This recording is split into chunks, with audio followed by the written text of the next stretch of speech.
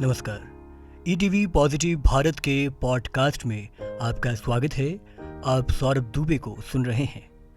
इस पॉडकास्ट में हम आपको कुछ ऐसे किस्से कहानियां सुनाते हैं जो आपके वर्तमान जीवन को सकारात्मक ऊर्जा से भर देंगे। तो चलिए आज के इस पॉडकास्ट की शुरुआत करते हैं। आज के पॉडकास्ट में हम कोई कहानी या किस्सा नहीं बल्कि अपने समय से 60 साल आगे की सोच रखने वाले भारत के महान वैज्ञानिक की जीवनी सुनेंगे। यह वैज्ञानिक है रेडियो साइंस के पितामह कहे जाने वाले जगदीश चंद्र बोस। ऐसा नहीं है कि जगदीश चंद्र बोस और उनके जीवन के संघर्ष के किस्से नजरअंदाज किए जा सके, लेकिन केवल उनकी जीवनी से ही हम काफी कुछ सीख सकते हैं।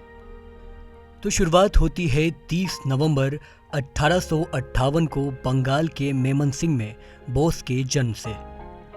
जगदीश चंद्र बोस के पिता का नाम था भगवान चंद्र बोस और उनकी मां का नाम था बामा सुंदरी बोस। यह एक समृद्ध और अच्छा परिवार था। जगदीश चंद्र बोस के पिता ब्रिटिश राज में एक बड़े अधिकारी थे। आमतौर पर उस वक्त ज्यादातर अंग्रेज प्रशासन के लिए काम करने वाले लोग अपने बच्चों को अंग्रेजी स्कूल ही भेजा करते। साथ ही उनकी निजी जिंदगी पर भी अंग्रेजी सभ्यता हावी हो जाया करती थी। लेकिन इन सब से उलट जगदीश के पिता भगवान चंद्र बोस अपने बच्चे की भारतीय परंपराओं और संस्कृति के मुताबिक शिक्षा दीक्षा करवा रहे थे।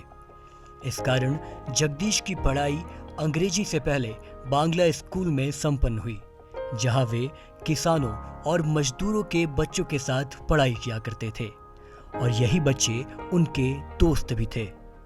बिना किसी आर्थिक अवरोध जगदीश चंद्र बोस हर तबके हर वर्ग के लोगों के साथ उठा बैठा और पढ़ाई किया करते थे। ऐसे में उनके अंदर गरीब और अक्षम वर्ग के लोगों की समझ भी विकसित हुई। साथ ही उनके भीतर प्रकृति के प्रति प्रेम की भावना भी जागी, जो उनके वैज्ञानिक जीवन के लिए काफी मददगार साबित हुई। इसके बाद बोस आगे की पढ़ाई के लिए 1869 में कोलकाता के सटे जेवियर्स स्कूल चले गए। फिर 1879 में कोलकाता विश्वविद्यालय से भौतिकी में ग्रेजुएशन करने के बाद वह नेचुरल साइंस पढ़ने के लिए कैम्ब्रिज विश्वविद्यालय चले गए। 1884 में भारत लौटने के बाद वह कोलकाता के प्रेसिडेंसी कॉलेज में फिजिक्स के प्रोफेसर बन गए। उस वक्त कॉलेज के अधिकांश शिक्षक अंग्रेज ही थे। इस कारण भारतीय शिक्षकों के साथ काफी भेदभाव किया जाता था। मुख्यतः भारतीय शिक्षकों को अंग्रेज शिक्षक के मुकाबले काफी कम वेतन दिया जाता था, जबकि कार्यभार बिल्कुल एक सा था।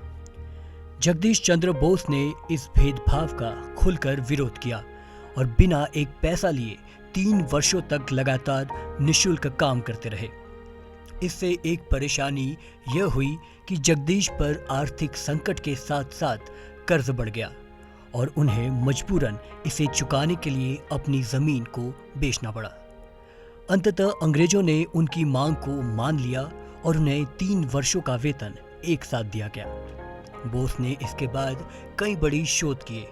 साथ ही नवंबर 1917 में बोस इंस्टीट्यूट की स्थापना की और अंतिम समय तक इसके निदेशक रहे। इस वक्त उन्हें ब्रिटिश सरकार ने नाइट की मानद उपाधि से भी नवाजा और फिर 23 नवंबर 1937 को इस महान वैज्ञानिक ने झारखंड के गिरिडीह में इस दुनिया को अलविदा कह दिया। तो यह थी कहानी महान वैज्ञानिक जगदीश चंद्र बोस की, जिनका जीवन हमें सिखाता है कि अपनी खुद की संस्कृति और सभ्यता सदैव हमारी प्राथमिकता रहे। साथ ही बिना किसी वर्ग और आर्थिक भेदभाव के सबको एक मानकर हम सभी से कुछ न कुछ सीख सकते हैं।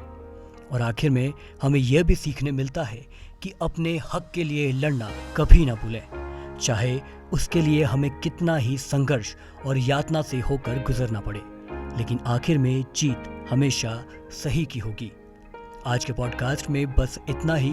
कल फिर मिलेंगे एक नई कहानी और शख्सियत से। हम उम्मीद करते हैं कि आपको आज का हमारा ये पॉडकास्ट पसंद आया होगा। आज के इस पॉडकास्ट को आप अपने आसपास के छोटे बच्चों तक ज़रूर पहुंचाएं ताकि उनका उभरता जीवन प्रेरणादायक बन सके। हमारे साथ बने रहने के लिए आपका शुक्रिया। आपका दिन शुभ हो।